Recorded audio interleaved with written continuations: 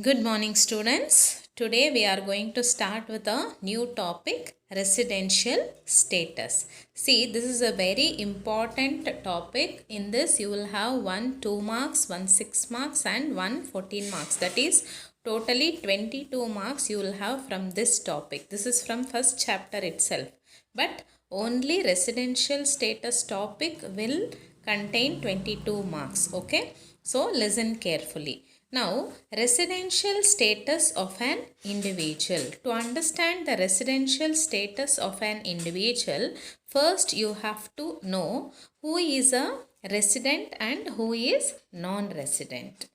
See, you can notice in this chart, residential status is classified into two categories, that is resident and non-resident. And again under resident, you have ordinary resident and not ordinary resident.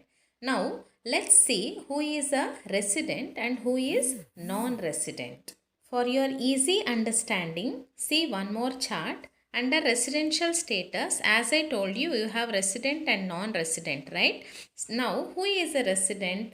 The person who fulfills at least one basic condition. He will be called as a resident. You have two basic conditions. In that, if one is satisfied, he will become a resident. If he doesn't satisfy even one, then he will become non-resident. So, non-resident is who fulfills none of the basic condition. Now, again the resident, you have below that ordinary resident and not ordinarily resident. If a person wants to be an ordinarily resident, he should fulfill both additional conditions. There are two additional conditions. If he satisfies both additional conditions, then you call him as a resident and ordinarily resident. But if he fulfills one or none of the additional conditions, then he will be called as a resident but not ordinarily resident.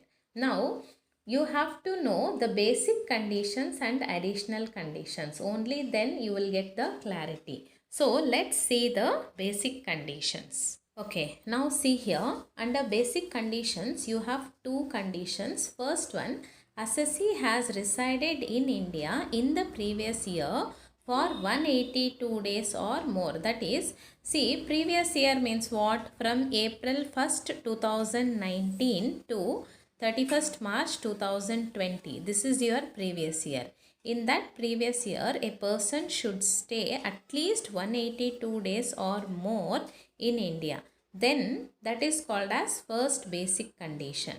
Then second basic condition is assessee has resided in India for 60 days or more in the previous year and 365 days or more in the 4 years before previous year. See, the second basic condition is in previous year he should stay at least 60 days, and if he satisfies 60 days, apart from that, preceding the previous year, that is before 2019, that is 18 to 19, 17 to 18, 16 to 17, 15 to 16, like that we should take into count.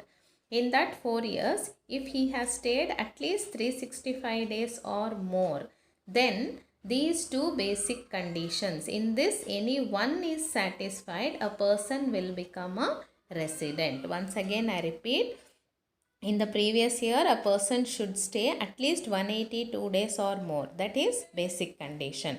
If he does not satisfy that, then we'll go to the second basic condition. That is, at least 60 days he should stay in previous year. Along with that, he should also stay 365 days in the 4 years preceding previous year. So, these are the two basic conditions. Once these two basic conditions are done, then we will check with the additional conditions. The additional conditions, first condition is assessee is resident in at least 2 out of 10 years before previous year. So, before previous year, that is 19 to 20 we will not take into count. Before that, if he is staying in India at least for 2 out of 10 years, that is if he is resident at least 2 out of 10 years, that is first additional condition. Then second one, assessee has been in India for 730 days or more during 7 years before previous year. So, in the 7 years before previous year, he should stay at least 730 days or more. I repeat the additional conditions. The first additional condition is that out of 10 years, at least 2 years he should be a resident, and in the 7 years before previous year he should stay at least 730 days or more. So these are the two basic conditions and two additional conditions. Only if you understand these four conditions, you will understand this residential status topic. Okay, now you will be able to understand who is a resident. An individual is said to be resident in India in any previous year if he satisfy any one of the following basic condition. Just now I told two basic conditions, no? In that any one, if he is satisfying, he will become a resident. Then who is a non-resident? Just now you saw the definition of resident, right? If any one basic condition is satisfied, he will become a resident.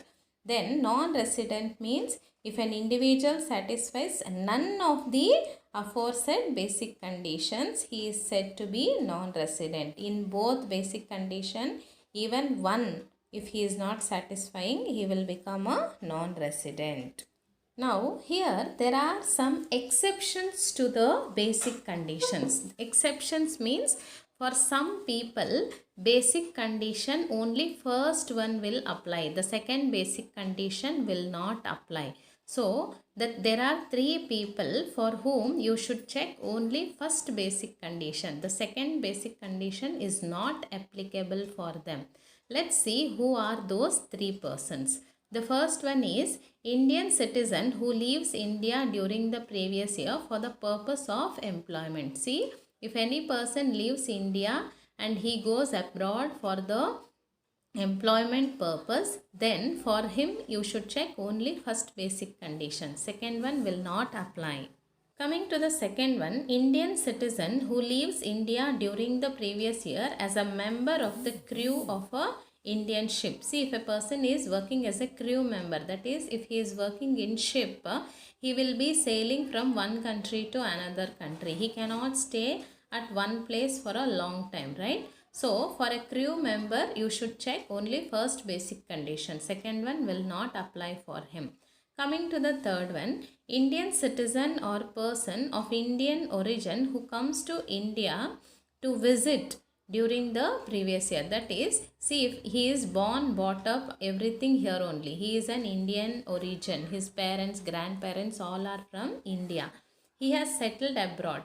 He just comes here to visit India and he will go back. For that kind of person also, you should check only first basic condition. You cannot see the second one. So for these three people, that is a person who leaves India for employment purpose, then a crew member, then third one Indian origin who comes to visit India. So for all these three people, you have to check only the first basic condition. The second basic condition is not applicable for these three people. Okay, now once again you see the chart, you will understand clearly. Under residential status, you have two categories, resident, non-resident. Resident means who fulfills at least one basic condition. He will become resident. If he does not satisfy, he will be a non-resident. Now under resident, again you have two categories, right?